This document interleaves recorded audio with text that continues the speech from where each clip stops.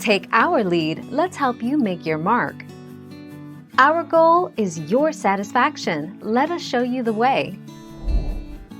Based on the last emergence, in 2004, state officials expect the cicadas to be found in these areas: Allegheny, Anne Arundel, Baltimore, Carroll, Cecil, Frederick, Eastern Garrett, Hartford, Howard, Montgomery, Prince George's and Washington counties and Baltimore City.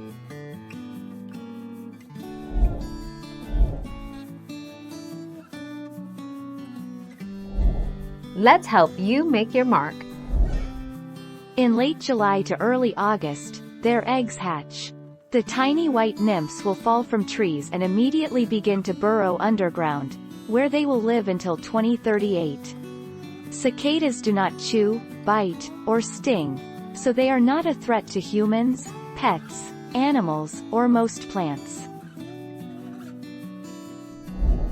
Thank you for watching. Please subscribe and hit the bell notification.